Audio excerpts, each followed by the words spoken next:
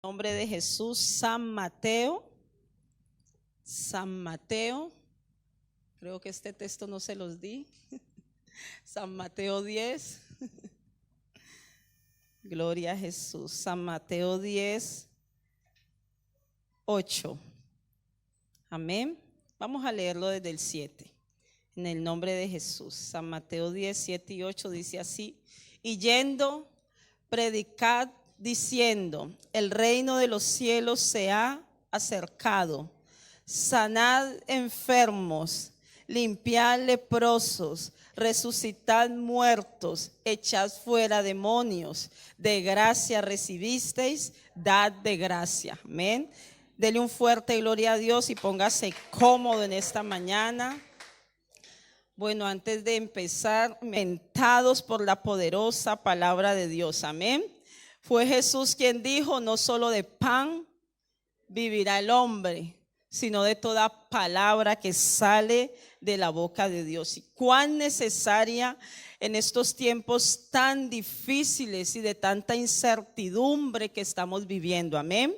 Pero gracias a Dios que nosotros los cristianos no vivimos en incertidumbre porque tenemos a nuestro Dios y somos conocedores de que todo lo que está pasando en el mundo y lo que va a pasar ya estaba escrito. Ya nuestro Dios nos lo había advertido. Amén. La palabra de Dios es el periódico más actualizado que usted puede encontrar sobre la faz del universo. No hay otro como él. Le muestra hasta lo que va a pasar más allá de esta tierra. Gloria al Señor Jesús. Bueno, les doy otra vez la bienvenida a todos. Gracias por estar aquí. Que el Señor les bendiga grandemente. Y en esta mañana vamos a hablar bajo un tema: el precio de un alma. A ver, ¿qué precio le podríamos poner a un alma? ¿Cuánto diríamos que costaría un alma, una persona? Si por ejemplo, necesitáramos que alguien fuera libre, para yo dejar libre a tu esposo, para yo dejar libre a tu vecina, ¿qué le ofreceríamos nosotros? ¿Cuánto o qué estaríamos dispuestos a pagar por un alma, por una persona? A ver, ahora que no estamos grabando podemos participar. La vida, dice el hermano Daniel. Reprendería a los espíritus que se vayan. ¿Quién más? El hermano ofrendaría su vida, el hermano reprendería. ¿Quién más? La Biblia. ¿Quién más? ¿Qué otro precio podríamos estar dispuestos a pagar? Ayuno y oración. ¿Qué dice, hermana Estela? La vida. ¿Quién más? A ver, dos personas más. Ayuno y oración, dice la hermana Mercedes. Bravo también. La hermana Miriam también dice ayuno y oración. Bueno, gloria a Dios. Aleluya. ¿Cuánto podríamos decir que vale un alma para ganarla para Cristo? ¿Qué precio podríamos pagar, como les decía, si el enemigo nos preguntara, ¿qué me darías para que yo soltara a esta persona, para que la dejara libre? ¿Qué precio estaríamos dispuestos a pagar para ver a las personas a los pies de Cristo, libres de todo vicio, de toda opresión y de toda maldad y de todo pecado? ¿Qué le ofreceríamos? Algunos hemos dicho la vida, ayuno, oración. El hermano dijo por ahí que reprendería y bueno, tantas cosas que estaríamos de acuerdo a dar para que una persona fuera salva. Un joven, una mujer, un varón, un anciano, una familia. ¿Qué podríamos dar nosotros para que otros sean salvos? Esa es la gran misión que el Señor Jesucristo nos encomendó. La salvación o la predicación del evangelio para que el máximo de personas, el máximo de almas fueran salvas. Todos los que por la gracia y la misericordia somos hijos de Dios, hemos recibido ese gran mandato, encomienda, comisión, encargo. El tema de la salvación de los humanos hecho por el Señor es el proyecto más grande sobre la faz del universo. No hay nada de tan mayor importancia como la salvación de las personas. No hay un proyecto en el que el Señor se haya involucrado tanto como ha sido la salvación de los seres humanos. Para Dios fue y es algo tan importante que el mismo Dios no solo se encargó de planearlo, sino también de ejecutarlo y de llevarlo a cabo. Dios no mandó a otro como muchos creemos o pensamos, no. Dios mismo vino para salvarnos. Dios mismo se despojó de todas las cosas de su reino para venir y darse en sacrificio por nosotros. Él vino en forma humana y vino a dar su cuerpo en sacrificio por amor a nosotros. Ahí en Isaías 52:5, sabemos que Isaías, el libro de Isaías es un libro profético, amén. Y las profecías de Isaías son bien profundas, aún abarcan hasta más del milenio. Isaías 52:5 dice: y ahora, ¿qué hago aquí? Dice Jehová, ya que mi pueblo es llevado injustamente y los que en él se enseñorean lo hacen aullar, dice Jehová.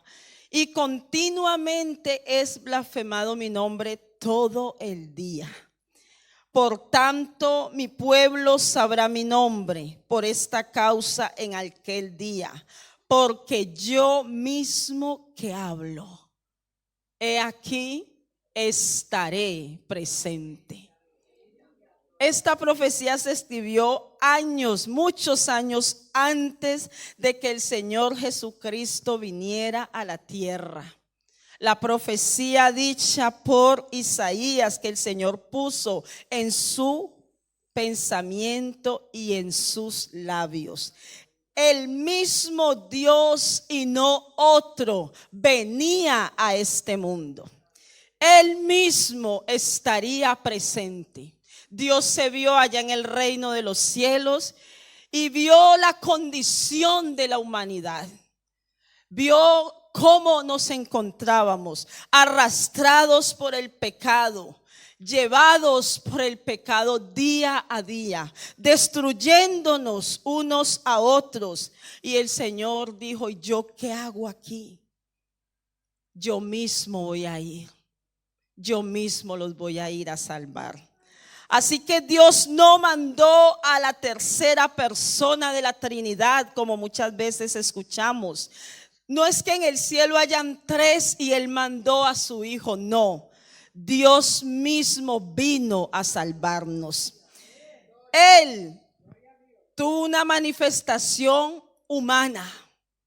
Una manifestación es algo que hace que Dios sea visible. Y en la palabra de Dios desde el principio de los tiempos encontramos muchas manifestaciones del Señor. Por ejemplo, cuando Dios sacó a Israel de Egipto, la Biblia dice que Él de día era una columna de nube y de noche una columna de fuego. Era una manifestación visible de Dios para guardar y proteger a su pueblo. Pero Dios es espíritu, amén. Y como ese espíritu ha usado manifestaciones para hacerse ver por su pueblo.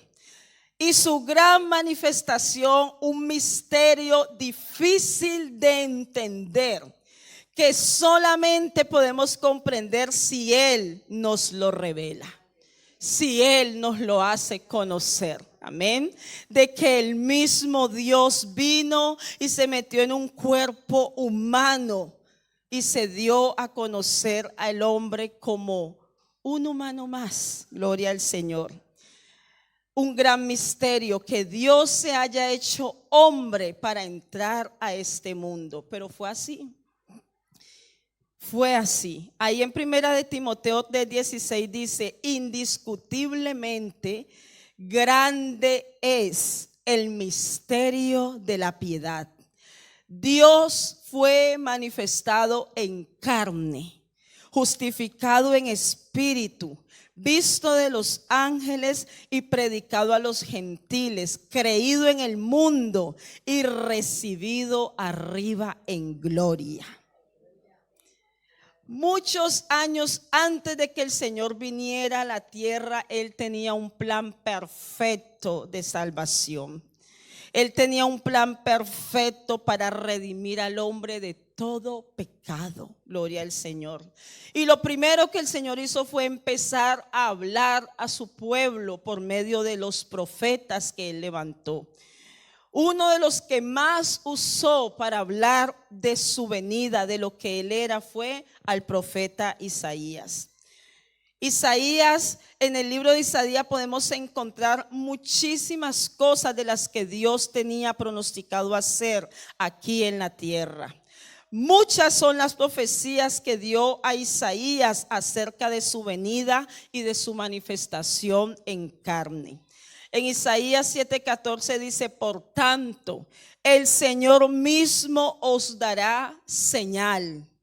He aquí que la Virgen concebirá y dará a luz un hijo y llamará su nombre Emmanuel. En el Antiguo Testamento todavía no debía revelarse el nombre de Jesús. Por lo tanto, cuando Dios habla al profeta Isaías, no le da exactamente el nombre que él tendría, pero le dice Emmanuel, porque eso significaría algo con lo cual entenderíamos que no era otro, sino el mismo Dios. Esta profecía de Isaías 7:14 la vemos cumplirse en San Mateo 1:22 y 23, y dice: todo esto aconteció para que se cumpliese lo dicho por el Señor por medio del profeta, cuando dijo: he aquí una virgen concebirá y dará a luz un hijo y llamará su nombre Emmanuel, que traducido es Dios con nosotros. Dios estaba en la tierra con el hombre. Uy, eso es una cosa tremenda, hermano. Dios con nosotros. Dios en la tierra como un humano, como un niño. Porque es que el Señor desde el principio de los tiempos estableció unas normas en esta tierra. Él dio a Adán y Eva el señorío de la tierra. Y Él no entró, siendo Dios y dueño de todas las cosas, no entró, como podríamos decir nosotros, por la puerta de atrás, sino que Él se metió en un vientre, creció como un bebé, nació como todo ser humano, porque el Señor tenía que vivir todo lo que nosotros vivimos, para que ninguno de nosotros pueda decir que Dios no nos puede comprender. Él nos puede comprender porque Él ha vivido como nosotros hemos vivido. Gloria al Señor. Esta profecía nos dice claramente que el mismo Dios se manifestó en carne para darle salvación al hombre. Para Dios el asunto de la salvación es el más importante que hay. Por donde quiera que usted lea en la palabra de Dios, no hay nada más importante que la redención del hombre para el Señor. Desde que Adán y Eva pecaron, vemos que la promesa que Dios le dio a Eva fue que vendría un redentor. Y que aunque él iba a tener una guerra, que iba a ser herido en el talón, pero ese redentor iba a vencer a aquel enemigo. Gloria al Señor Jesús. Gloria a Dios. Por lo tanto, Él jamás Este asunto de la salvación es tan importante para Dios que jamás hubiera delegado a otro para esa gran misión, sino que Él mismo vendría a cumplirla, y así lo hizo, mostrando que no le importaba despojarse de su trono de gloria y meterse en un cuerpo humano, humillándose hasta lo sumo, dice la Biblia, para redimirnos con tal de salvarnos. Los mismos ángeles vinieron a adorarle cuando vieron lo que Dios era capaz de hacer con tal de venir a salvar a su humanidad. Yo me imagino que los ángeles se quedaron impresionados cuando vieron. Me imagino que mucho tiempo quizás escucharon el plan de salvación a través de cómo Dios hablaba a los profetas. Incluso muchos de ellos fueron enviados para llevar el mensaje. Pero verlo cumplirse tuvo que haber sido algo sorprendente para los ángeles. Ahí en San Lucas 2:8 dice: habían pastores en la misma región que velaban y guardaban las vigilias de la noche sobre su rebaño. Y he aquí se les presentó un ángel del Señor, y la gloria del Señor les rodeó de resplandor, y tuvieron gran temor. Pero el ángel les dijo: no temáis, porque he aquí os doy nuevas de gran gozo, que será para todo el pueblo. Que os ha nacido hoy en la ciudad de David un Salvador, que es Cristo el Señor. Esto os servirá de señal: hallaréis al niño envuelto en pañales, acostado en un pesebre. Y repentinamente apareció con el ángel una multitud de las huestes celestiales que alababan a Dios y decían: gloria a Dios en las alturas, y en la tierra paz, buena voluntad para con los hombres. Los mismos ángeles se quedaron impresionados de ese sacrificio, de lo que Dios estaba haciendo, y vinieron huestes para adorarle, y se sorprendieron de que el Dios que ellos adoraban, el Dios que estaba sentado en el trono, ahora estaba metido en un pequeño bebé para salvarnos a nosotros. ¡Wow! Los ángeles se impactaron y vinieron a adorar. Gloria al Señor. Esto fue algo tan importante e impactante para ellos, ver al Dios de la gloria nacer como un niño. Aleluya. Y no nació en una cuna de oro.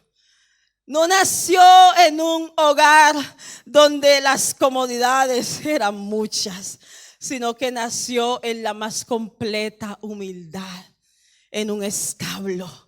El Dios que lo tenía todo, lo dejó todo por nosotros.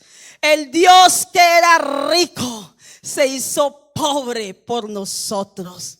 Desde el primer momento vemos que Dios no escatimó nada.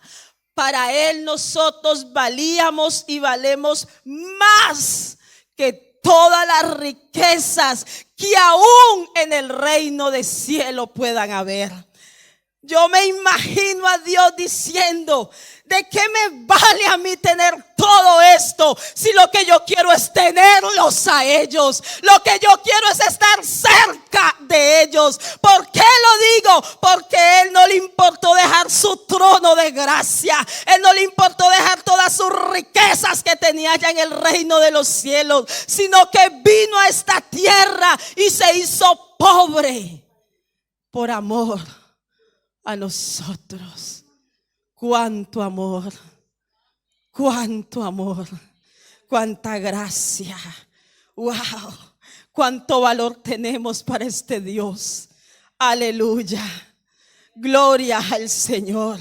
Para Él nosotros valemos más de lo que puede haber en esta tierra en oro, en plata, en tantas riquezas. En cuanto él tuvo la edad suficiente, empezó un ministerio de 3 años, predicando el evangelio, sanando y liberando a las personas de espíritus. Por todas partes andaba Jesús haciendo esto.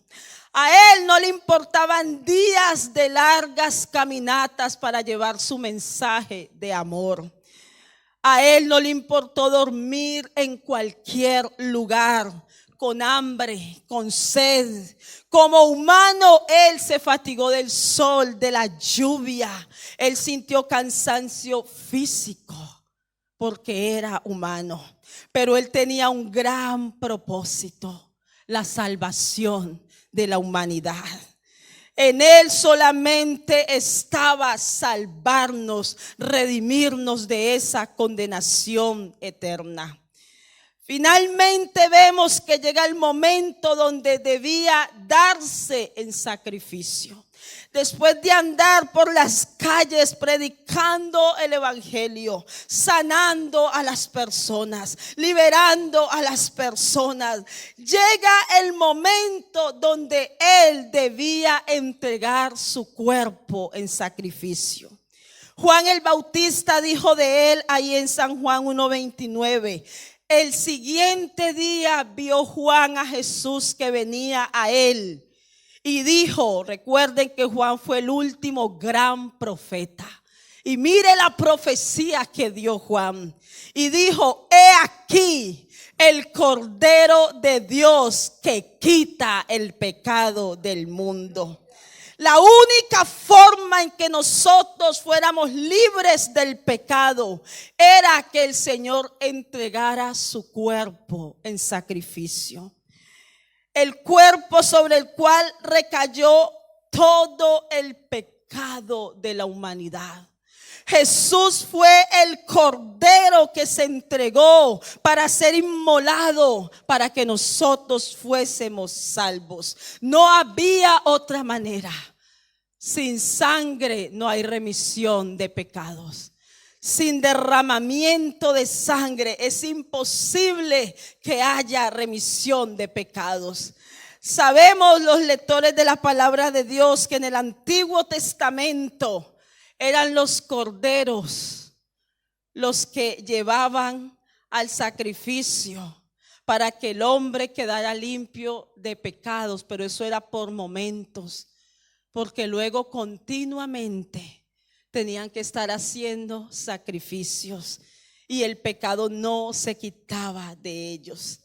Pero el Señor decidió él venir a darse como el cordero sobre el cual iba a recaer todo el peso del pecado, no de una persona, sino de toda la humanidad. Gloria a Dios. Los corderos de la antigüedad tenían que ser santos, tenían que ser perfectos, tenían que ser limpios, puros, no hallar ningún defecto en él. Y el Señor se convirtió en ese cordero perfecto, en el cual no se halló pecado, para redimir por nosotros. En su cuerpo lleno de santidad recayó todo nuestro pecado. Él, siendo inocente, tomó el lugar del culpable. Gloria al Señor. Los que recordamos a Barrabás, ¿cuántos lo recordamos? Aquel preso que estaba con Jesús, el cual merecía no solo estar preso, sino también merecía la condenación, porque Barrabás había cometido sus delitos y pecados, por lo cual era justo que estuviera allí. Recordemos que la palabra de Dios dice que la paga del pecado es muerte. Era justo que Barrabás estuviera allí. Él era culpable, pero Jesús era inocente. Él no había cometido ningún pecado. Sin embargo, Barrabás, siendo culpable, lo declaran libre y es Jesús quien toma su lugar. Ahí en San Marcos 15:7 dice: y había uno que se llamaba Barrabás, preso con sus compañeros de motín, que habían cometido homicidio en una revuelta. Barrabás era hasta un asesino peligroso. Y viendo la multitud, en el 8, comenzó a pedir que se hiciese como siempre les había hecho. Ellos tenían una ley y cada año soltaban a un preso y dejaban a otro. Así que ellos empezaron a pedir a Pilato que hiciera esto. Y Pilato respondió diciendo: ¿queréis que os suelte al rey de los judíos? Esto es, a Jesús. El 11 dice: mas los principales sacerdotes incitaron a la multitud para que les soltase más bien a Barrabás, al que era culpable, al que merecía morir. Respondiendo Pilato les dijo otra vez, como que quería convencerlos: ¿qué pues queréis que haga del que llamáis rey de los judíos? Y ellos volvieron a dar voces: crucifícale, crucifícale. Pilato les decía: pues qué mal ha hecho. Aún Pilato, siendo pecador, no encontró mal en Jesús, no encontró pecado en Jesús. Pero ellos gritaban aún con más fuerza: crucifícale, crucifícale. Todo esto, hermanos y amigos, era parte del plan de Dios para salvarnos. Era necesario que Barrabás saliera libre y que él quedara preso, condenado, aún sin haber hecho nada. El 15:15 dice: y Pilato, queriendo satisfacer al pueblo, le soltó a Barrabás y entregó a Jesús después de azotarle para que fuese crucificado. Barrabás nos representa a nosotros.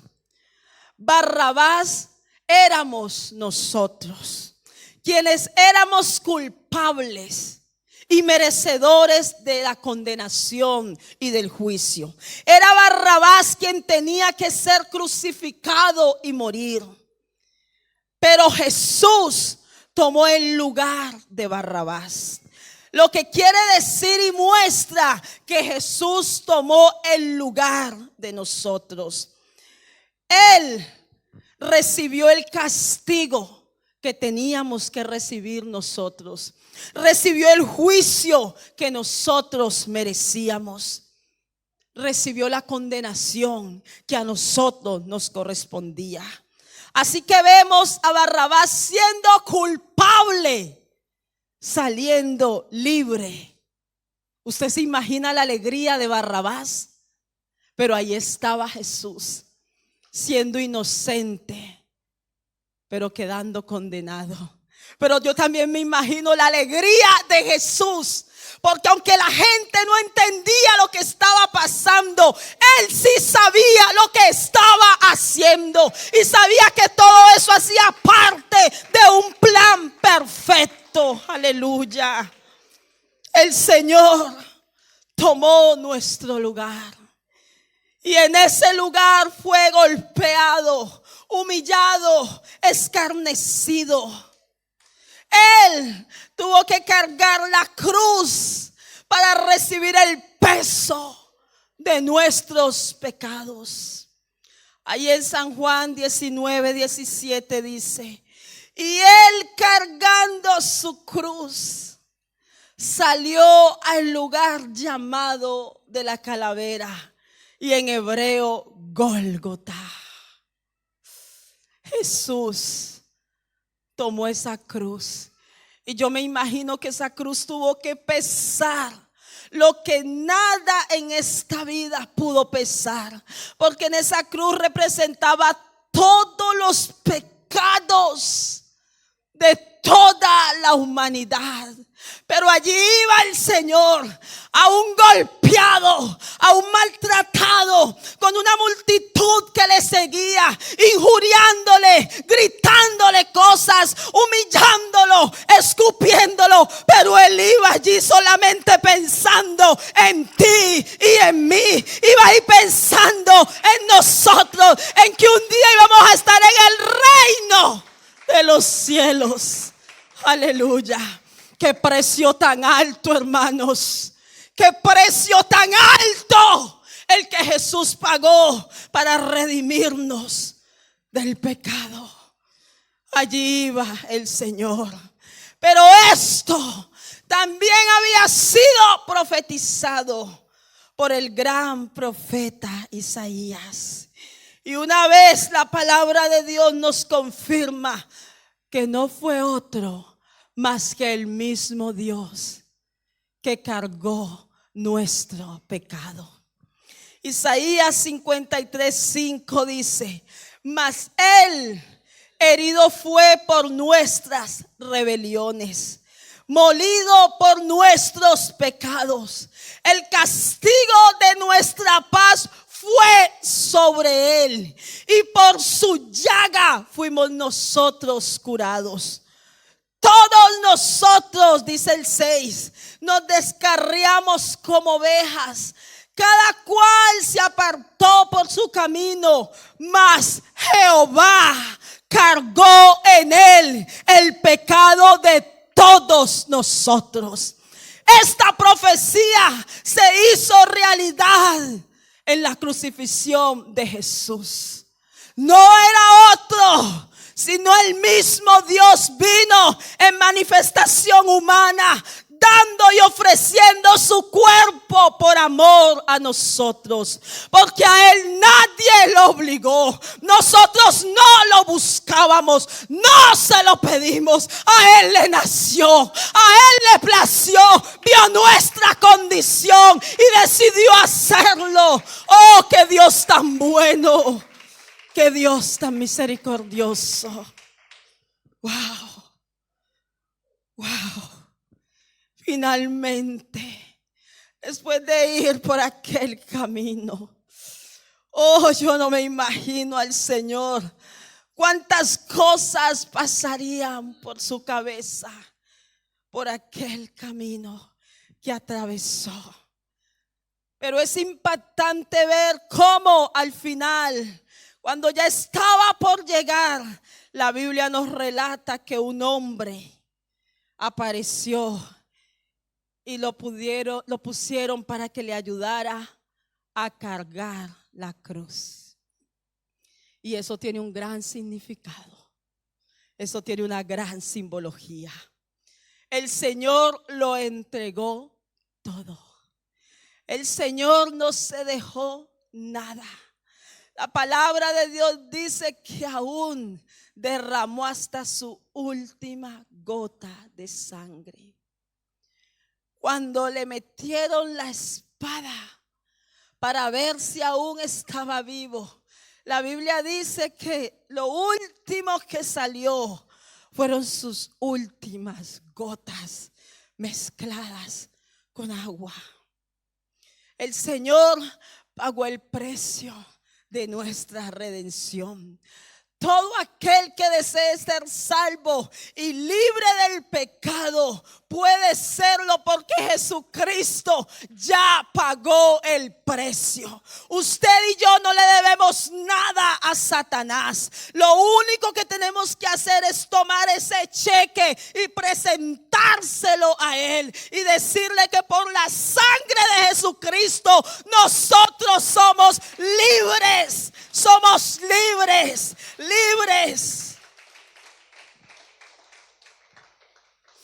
Nadie tiene que vivir esclavo del pecado. Nadie tiene que vivir esclavo del vicio. Si usted nos ve aquí, por la gracia de Dios, luchando en este camino, sin deleitarnos en las cosas que este mundo ofrece, es porque Dios nos ha hecho libres. y nos ha hecho ver que podemos vivir una vida de santificación en Él, avanzando cada día para llegar a su precioso reino. Pero porque tomamos ese cheque, su sangre es preciosa. Gloria al Señor Jesucristo. El Señor Jesús pagó un muy alto precio. Algo difícil de comprender. Nadie puede llegar a imaginarse el dolor, la agonía, el sufrimiento. No solo cuando aquella gran multitud a la que Él seguramente había servido, quizás muchos de los que había sanado y libertado estaban allí también diciendo: crucifíquenlo. No solo eso, sino que tuvo que cargar aquella cruz tan pesada. Durante el camino seguramente sufrió muchas caídas de lo pesada que era la cruz, de que ya no aguantaba más del dolor y el sufrimiento, de las heridas que tenía. La Biblia dice que su rostro era irreconocible. No había en él ninguna hermosura.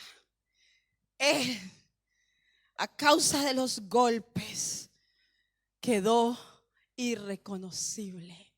Y seguramente alguien que nadie querría mirar dos veces.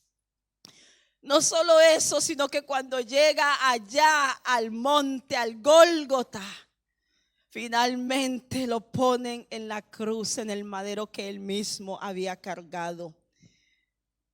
Le ponen aquellos clavos que traspasaron su cuerpo. Ya antes le habían puesto aquella corona de espinas.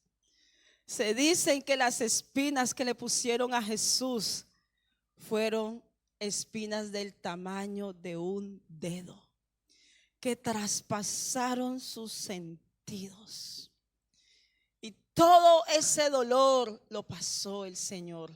Pagó un alto precio.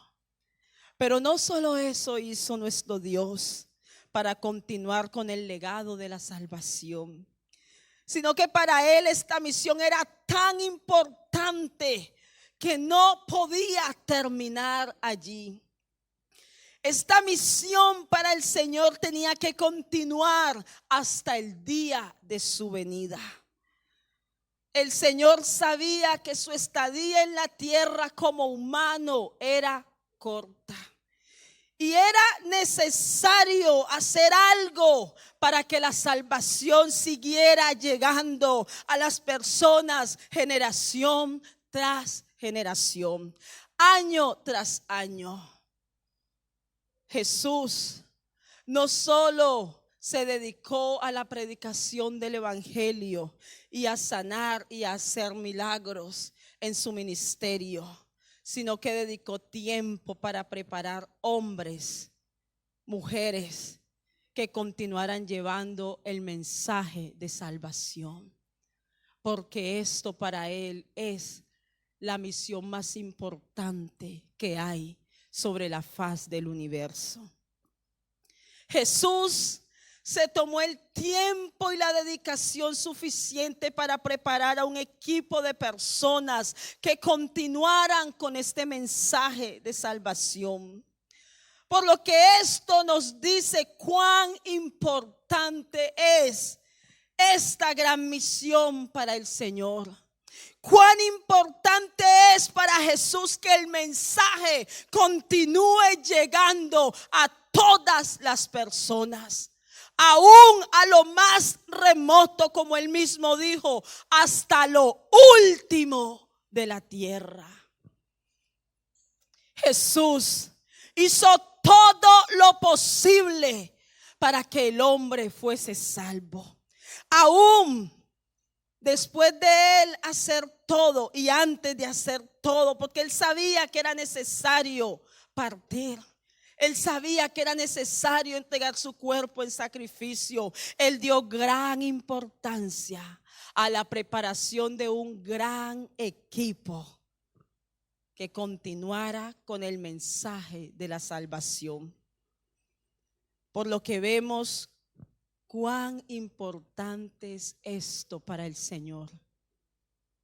Por lo que vemos que es su mayor propósito, su mayor misión, su mayor trabajo. Cuando Jesús llamó a sus discípulos, Él les dejó claro en qué quería que ellos se convirtieran. Él en su llamamiento les dejó claro desde el primer momento cuáles eran sus planes para con ellos. ¿Qué quería Él hacer de ellos? Ahí en San Mateo 4:18 dice: andando Jesús junto al mar de Galilea, vio a dos hermanos, Simón llamado Pedro y Andrés su hermano, que echaban la red en el mar porque eran pescadores.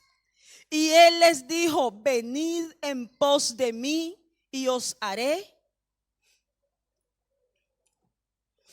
Venid en pos de mí y os haré.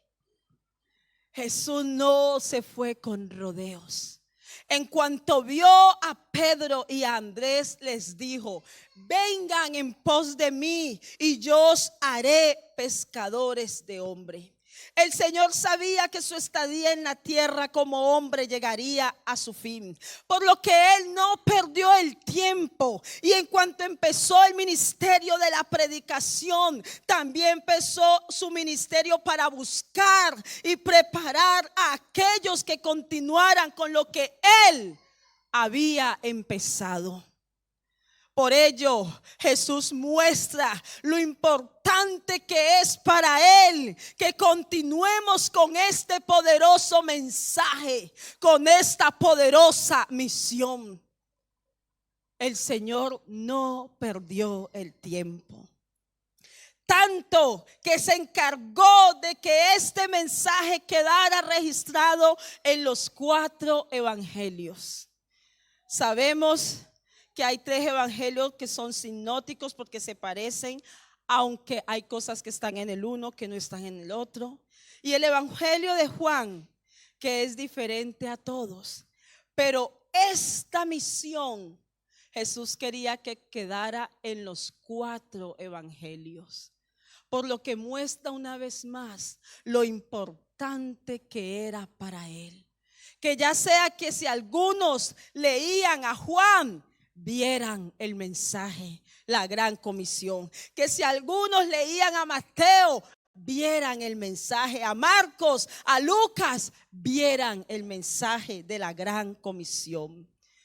Continuar con la predicación y enseñanza del evangelio para alcanzar al máximo de personas para Cristo, y que ellos obedezcan al evangelio y de esta manera obtener la gran salvación.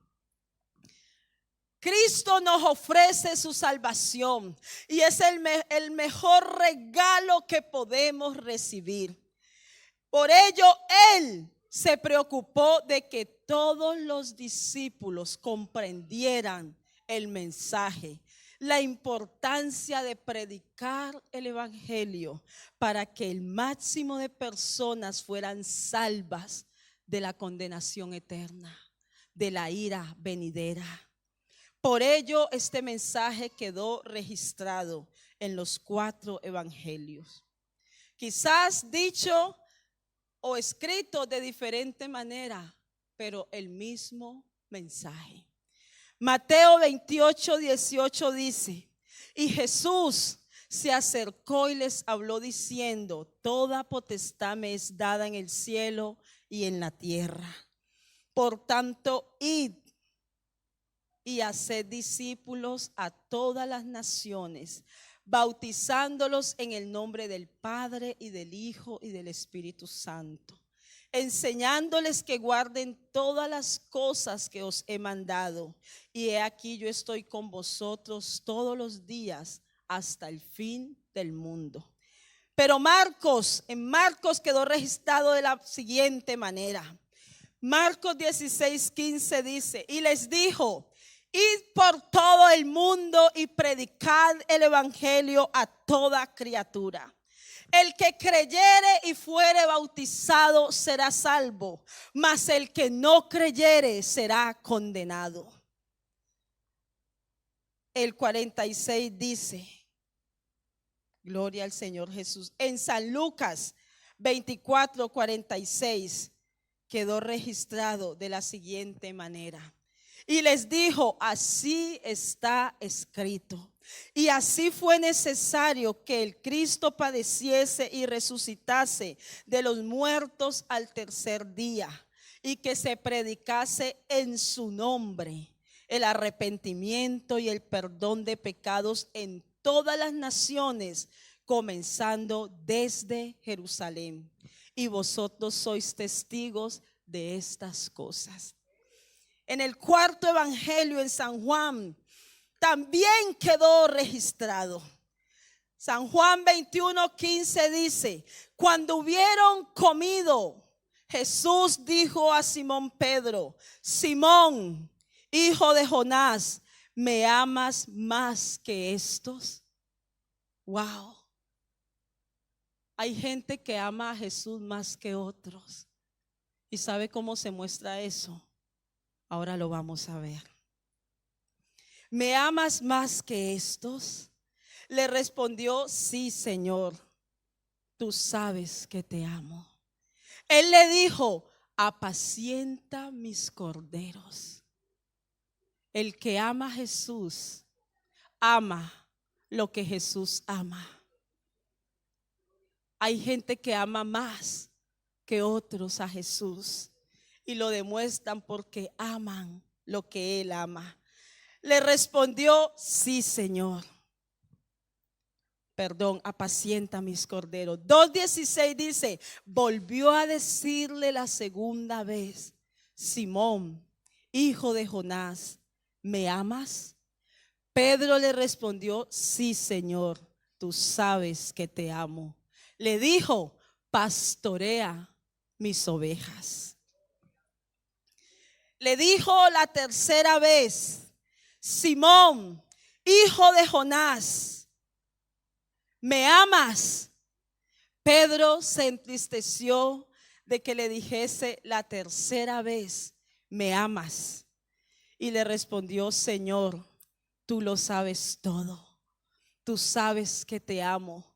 Jesús le dijo, apacienta mis ovejas. 3 veces el mismo mensaje en los 4 evangelios, dicho quizás de diferentes maneras, pero el mismo mensaje. Pero me impacta cómo termina en Juan, haciéndole a Pedro la pregunta clave, ¿me amas? ¿Me amas? Porque decir que amamos al Señor es muy fácil, pero demostrarlo ya cuesta más.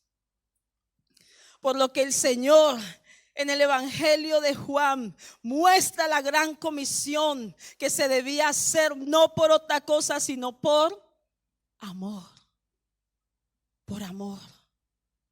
Así quedó registrado en cada uno de los evangelios el encargo que el Señor Jesucristo nos hizo, que fue la predicación del evangelio para la salvación de las personas, de las almas. Como podemos ver en las escrituras, el Señor pagó el mayor precio. Jesucristo lo dio todo para salvarnos. Pero todos los discípulos de Jesús, empezando desde los primeros, terminando hasta los que Él tenga cuando Él venga a levantar su iglesia, que deseen cumplir con este gran encargo por amor a Jesús, también tenemos que pagar un precio. Hay un precio que tenemos que pagar. El enemigo sí nos exige un precio para que las almas sean salvas. Es verdad que Jesús ya hizo todo lo que tenía que hacer. Es verdad que el Señor se dio en sacrificio de una manera especial. Nadie, ninguno de nosotros podría hacer lo que Él hizo. Pero todo discípulo, hijo de Jesús, también debe pagar un precio. Gloria al Señor.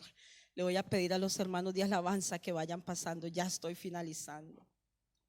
No es un precio tan alto como el del Señor, porque no podríamos hacerlo. Sería imposible. Él ya lo hizo todo. A nosotros simplemente nos toca hacer una mínima parte.